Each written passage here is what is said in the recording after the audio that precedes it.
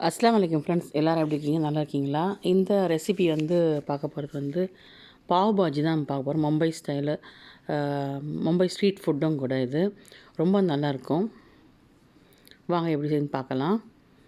இது lots of vegetable இருக்குது இதில். அப்படியே அருமையாக எல்லாம் ஸ்மாஷ் பண்ணி சூப்பராக இருக்குது இந்த இந்த ரெசிபி இது. கண்டிப்பாக மஸ்ட் ட்ரை ரெசிபின்னு சொல்லுவேன் நான் அது. சில ரெசிபிலாம் சாப்பிட்டோன்னாக்கா மறுபடியும் சாப்பிட்ணும் போல இருக்கும். அந்த மாதிரி ஒன் ஆஃப் த ரெசிபி தான் இது. இதில் நான் பாவ் பாஜி மசாலா தான் சேர்த்துருக்கேன். தேவையான பொருட்கள்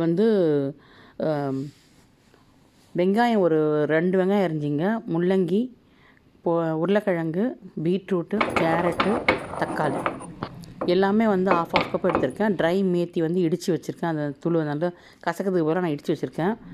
வாயங்கன்ற பேனை நீங்கள் போட்டு 1/4 கப்பு, அதாவது ஒரு 1/4 பட்டர் 50 கிராம் இருக்கும், போட்டுங்க. போட்டுட்டு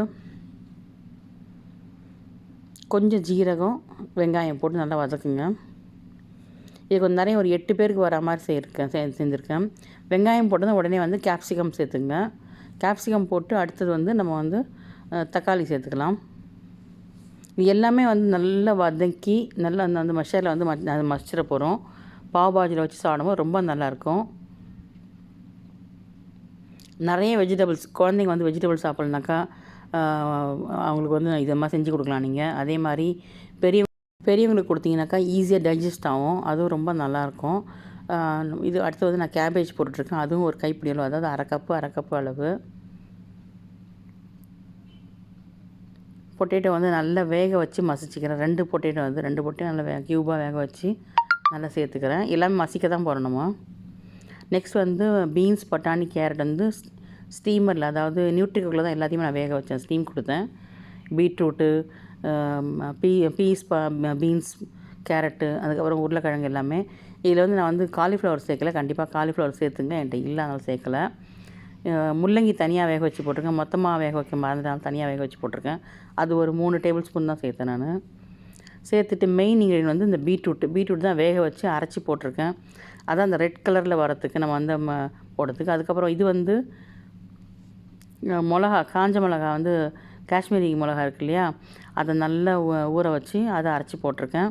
சின்னதாக கொஞ்சமாக 1/2 டீஸ்பூன் மிளகாத்தூள், கொஞ்சம் சீரகத்தூள், கொஞ்சம் உப்புத்தூள் போட்டிருக்கேன். தேவையான அளவு உப்புத்தூள் போட்டு நல்லா வதக்கிங்க. நல்லா எல்லா இடத்துலையும் ஸ்ப்ரெட் பண்ணாமல் வதக்கிங்க. கலர் அழகாக வரும் பாருங்கள்.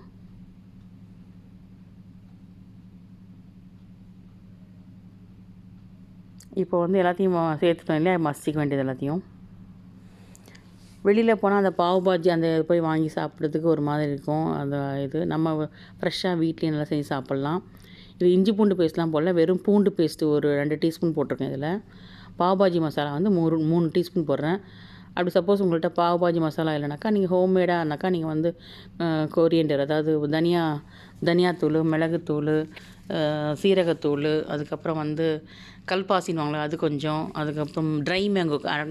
இம்பார்ட்டன்ட் திங் இதுக்கெலாம் நார்த் இந்தியன் ரெசிபிக்கெலாம் ட்ரை மேங்கோவும் பிளாக் சால்ட்டும் தான் அந்த வாசனை சால்ட் இது கொடுக்குறது. இதெல்லாம் சேர்த்துங்க. பே லீவ்ஸு, அப்புறம் அந்த அன்னாச்சி பூ இருக்குல்லையே, இதெல்லாம் சேர்த்து பொடிச்சு நீங்கள் போடலாம். எல்லாத்தையும் சேர்த்து கலந்தாச்சு. ரெட் கலர் வரத்துக்கு காரணம் நான் ரெட் சில்லி நல்லா ஊற வச்சு அரைச்சி போட்டிருக்கேன். பீட்ரூட் அரைச்சி போட்டிருக்கேன். அதுக்கப்புறம் லாஸ்ட்டாக ட்ரை மேத்தி இல்லையா, ஃபெனுக்ரிக், கசூரி மேத்தி, அதையும் 2 டீஸ்பூன் இடித்து போட்டிருக்கேன். நல்ல ஒரு 1/4 கப், அரை கப் அளவுக்கு நல்ல பொடியாக நறுக்கிய கொத்தமல்லி கீரை மண் இல்லாமல் கழுவி வடிகட்டி அது போடுங்க. கடைசியாக அரை லைம் ஃபுல்லாக புழிஞ்சு விட்டுட்டு லாஸ்ட்டாக கொஞ்சம் பட்டர் போடணும். ஃபஸ்ட்டும் பட்டர் போட்டுக்கணும், லாஸ்ட்டாக பட்டர் போட்டுக்கணும். நல்லா வதக்கிக்கோங்க. ரொம்ப வாசனையாக செம்மையாக சூப்பராக இருக்கும். கமன்னு இருக்கும். நல்லா மிக்ஸ் பண்ணிவிடுங்க. இப்போது அந்த பட்டரு, அந்த கொத்தமல்லி கீரை, அந்த மசாலா ஒன்று எல்லாமே நல்லா மிக்ஸ் பண்ணி ஒரு ஓரத்தில் நம்ம எடுத்து வச்சுருவோம். ரொம்ப அருமையான வாசனையாக. இதே நம்ம இது பண்ணலாம், ஆலு பரோட்டா கூட செய்யலாம். அந்த மாதிரி இந்த ஃபில்லிங் வச்சு ஆலு பரோட்டா கூட செய்யலாம். கொஞ்சம் கலரும் இதுவும் பத்தலை, அதனால் நான் எக்ஸ்ட்ரா கொஞ்சம் போட்டுக்கிட்டேன். மொத்தம் 3 டீஸ்பூன் இது பீட்ரூட் அரைச்சது தேவைப்பட்டுச்சு.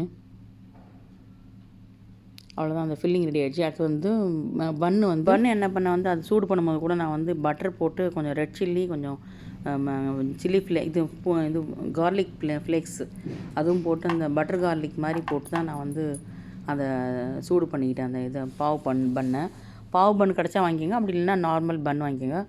பாவு பன் கண்டிப்பாக உங்களுக்கு கடைகளில் கிடைக்கும். அந்த மாதிரி வாங்கிட்டு கொஞ்சம் நல்ல ஒரு ஃபில்லிங் நல்லா அந்த பன்னு ஃபுல்லாக எடுத்து வச்சு மேலே வந்து வெங்காயம், பொடியாக அரிஞ்ச வெங்காயம், கொத்தமல்லி தூவி லைட்டாக வந்து லெமன் பிழிஞ்சு சாப்பிட்டா அவ்வளோ நல்லாயிருக்கும். சூப்பரான சாண்ட்விட்ச். ஒன்று நம்ம டின்னருக்கும் சாப்பிட்லாம், அப்படி இல்லை ஈவினிங் பசி எடுத்தால் கூட சாப்பிட்லாம். இந்த ஃபில்லிங் நிறைய செஞ்சு வச்சிட்டாக்கா நம்ம அடிக்கடி கூட வச்சு சாப்பிட்லாம். நிறைய வெஜிடபிள்ஸ் செய்கிறது கர்ப்பிணி பெண்களுக்கெலாம் ரொம்ப நல்லது. புளிப்பாக ரொம்ப சூப்பராக இருக்கும் சாப்பிட்றதுக்கு. கண்டிப்பாக செஞ்சு கொடுத்து பாருங்கள். இது வந்து குறிப்பு பிடிச்சிருக்கும். கண்டிப்பாக நீங்கள் வந்து லைக் பண்ணி ஷேர் பண்ணுங்கள். கீழே கமெண்ட் பண்ணால் ரொம்ப சந்தோஷமாக இருக்கும். நீங்கள் யார் செஞ்சு பார்த்தீங்களோ அவங்க வந்து எனக்கு ஃபோட்டோஸ்லாம் அனுப்புங்க. சரியான கை மரத்து போயிடுச்சு. கொஞ்ச நாளாக எல்லோரும் வந்து யூடியூப்னால தான் சொல்லிட்டு ஆளுக்காள் இப்போ வந்து சொல்ல ஆரம்பிச்சிட்டாங்க. ஒரு கைவலி உடம்பு சரியில்லை அப்படின்னு சொன்னாலே உடனே யூடியூப்பில் தான், அதனால தான் அப்படின்னு சொல்லிடுவாங்க. என்னுடைய பேஷன் இது, எனக்கு ரொம்ப பிடிச்சிருக்கு, அதனால் நான் போஸ்ட் பண்ணுறேன். உட்காந்துட்டே நம்ம ஒரு நிமிஷம் போஸ்ட் பண்ணி விடுறோம், அவ்வளோதான் இது. நீங்களும் வந்து எனக்கு சப்போர்ட் பண்ணிங்கனாக்கா ரொம்ப சந்தோஷமாக இருக்கும். இந்த சேனலில் வந்து நிறைய குறிப்புகள் இருக்குது, பாருங்கள். தேங்க்யூ ஸோ மச் ஃபார் வாட்சிங். நெக்ஸ்ட் ஒரு நல்ல குறிப்பில் சந்திக்கலாம். பாய்.